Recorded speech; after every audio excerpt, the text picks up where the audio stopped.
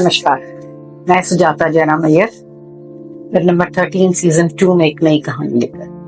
कभी कभी ऐसा होता है कि हम उनसे मिलते हैं, उनसे बात करते हैं, चंद सेकंड में या तो वो हमें अच्छे लगते हैं या हमें उनसे चिढ़ हो जाती है। ऐसे ही वो व्यक्ति थे जिनको देखकर मुझे अच्छा नहीं लगा। There was not a good feeling about him. इसने जल्दी किसी के बारे में इतना स्ट्रॉन्ग ओपिनियन बना देना not a good sign also. पर हो गया। पुरानी बात याद करूं तो माँ कहती थी कि ऐसे समय लगता है कि तुम्हारे ग्रह नहीं मिलते उस व्यक्ति से, इसलिए तुम्हें वो या तो अच्छे नहीं लगते या बुरे नहीं लगते। खैर, इनके बारे में मेरा ओपिनियन बना। शायद इसका एक कारण ये भी होगा कि मैंने उनके बारे में सुन रखा था कि वो बहुत मैनिपुलेटिव हैं, बहुत वुमनाइजर हैं, छोटी छोटी बातों पे भद्दे कमेंट्स करते हैं, अल्कोहलिक भी हैं। जो गुण नहीं होने चाहिए वो सारे मुझे लगता था उनमें हैं। ऐसा मैंने सुन रखा था और शायद पूर्वाग्रह होने से मुझे वो अच्छे नहीं लगते थे। फिर एक बार हमारे हॉस्पिटल में वो एडमिट हुए हार्ट अटैक को लेकर। उनको हार्ट अटैक, बाकी पेशेंट्स की तरह मैं उनको जाकर देखती पर उनसे ज्यादा अच्छे से मिलती नहीं थी। मेरे चेहरे पे शायद वो भाव बहुत ट्रांसपेरेंट था, वो भी मुझसे ज्यादा बात नहीं करते थे। मैंने देखा उनसे मिलने भी कोई ज्यादा नहीं आते थे, 2-4 दोस्त उनसे मिलने आते थे पर परिवार से कोई नहीं आता था। और ऐसा देखकर मुझे लगता था कि ऐसे आदमी का परिवार उसको क्या देखेगा, ये है ही ऐसा, इसी लायक। इतना पूर्वाग्रह से भरा हुआ था मेरा मन। जिस दिन वो जाने लगे उस दिन मैंने उनकी काउंसलिंग करी। उन्होंने मुझसे सीधे ही पूछ लिया, ये आप मेरे बारे में कोई खास अच्छा इंप्रेशन नहीं रखती हैं। मैंने भरकस नॉर्मल होने की कोशिश करते हुए कहा, नहीं ऐसी कोई बात नहीं है, इतना छुपाती है अपने आप को मैं। उन्होंने कहा कि मैं आपसे 10 मिनट बात कर सकता हूँ। मुझे लगा कि ये कोई कहानी अपने बारे में सिंपैथी ग्रहण करने के लिए सुनाई। और क्या करती हूँ, पेशेंट थे, दोस्त भी थे, सुनना तो था। मैंने बोला बैठिए।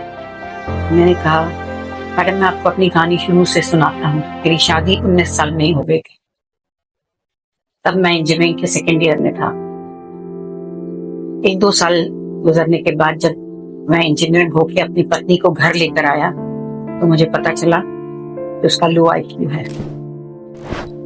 हाँ, तो मैं एक इंजीनियरिंग ग्रेजुएट जिंदगी जीने के ख्वाब देख रहा था और उसकी लो IQ पत्नी। मैंने बहुत ही उद्दंडता से उनसे पूछा, लो IQ किसने डिसाइड किया, आपने? थोड़े से मुस्कुराए, बोले नहीं मैडम, वो छोटे छोटे कॉमन सेंस वाली भी बातें नहीं कर पाती। मुझे लगता था कि वो लो IQ हैं और इसी वजह से मैं उनको बाहर ले जाने में भी झिझकता था। मैंने तुरंत कहा, इसलिए आपकी बीवी ने, आपकी पत्नी मुझे कहीं दिखी नहीं, उसका कारण दूसरा है। मन ही मन सोचा, जब तुमने इज्जत नहीं दी तो दुनिया क्या इज्जत देती होगी उसको। मैं कितनी पूर्वाग्रह से ग्रसित थी उनके बारे में। बोले नहीं ऐसा नहीं था। मैंने भरकस कोशिश करी उसको नॉर्मल करने की। मैंने साइकियाट्रिस्ट को भी दिखाने की कोशिश करी पर IQ कैसे कभी किसी का बढ़ता है, वो तो वैसे ही रहता है ना। हमारे 2 बच्चे हुए, ट्विंस। आप जानती हैं वो दोनों ऑटिस्टिक। अब बहुत चिपका होने के सवाल नहीं आता। मैंने कहा क्या? बोले जी, मेरी पत्नी लो IQ वाली है और मेरे दोनों बच्चे ऑटिस्टिक हैं, दोनों ट्विंस हैं। आज वो 22 साल के हो गए हैं। मैंने कहा फिर ये तीनों की देखभाल कौन करता है? उसने कहा जब तक मेरे माँ बाप जिंदा थे उन्होंने करी और उसके बाद मैंने एक केयर टेकर रखा हुआ है, वो देखता है।